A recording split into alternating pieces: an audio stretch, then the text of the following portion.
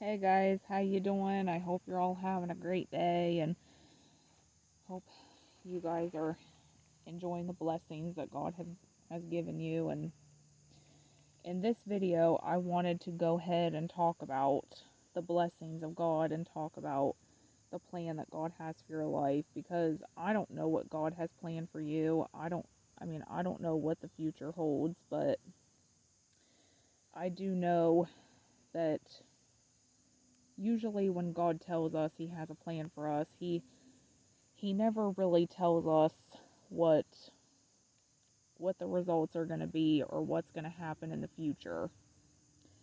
But instead, when God has a plan for your life, he just gives you little tiny details here and there. So he might say, you know, like if he was to tell you to go to the grocery store and talk to if he was to tell you to go to the grocery store and talk to somebody about the Lord and invite them to church, and then let's say that you talk to them and invite them to church, but then they never show up, and you start thinking, well, why would God tell me to talk to that person if nothing was going to happen? Well, just because that person didn't come to church, that doesn't mean that God is not using what you said to that person to draw them to the Lord or to plant a seed in them. You know, like I said, I don't know everything. I don't have all the answers to everything. I just know that when God tells you to do something, you're supposed to do it, even if it's hard and even if it hurts your feelings and hurts other people's feelings. You know, there's, you just, at the end of the day, you just have to trust Him. And I know it's not always easy. There might be some days when, God might tell you to drink coffee, and then there might be some days when he tells you not to drink coffee. And then some people might say, well, why do you need God to tell you when not to drink coffee? Why can't you just drink it when you want to? And it's like, because that's how God works, and that's how he wants you to trust him. Sometimes when God tells you to do something, it's a test of how much you trust him. And so, it would be nice if we could just know the end results all the time, but that's not how God does it.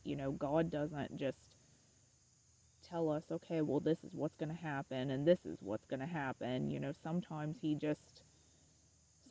just tell you one thing, then tomorrow he'll tell you another one thing, then the next day he'll tell you another one thing, and then you start, like when I shared my testimony about when I went out into the pool and turned on that song, I didn't know what the results were going to be. I didn't know why God was telling me to do it, and I just wanted to be obedient to him, and I was nervous at that time. And the only thing, I wasn't even sitting there thinking, well, I wonder what the future holds. I was thinking more along the lines of, God's telling me to do something that's kind of scary and kind of weird, and I don't want to do it, but I'm going to have to.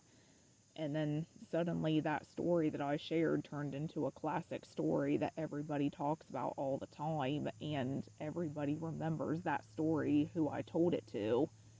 And I've had to deal with persecution because of it, but I've also dealt with people complimenting me because of it. So yes,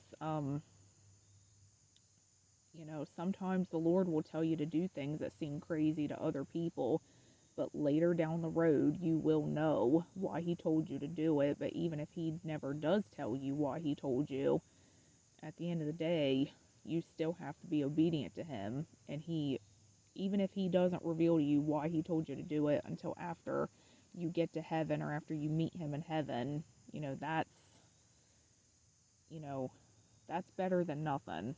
Sometimes that's just how God works.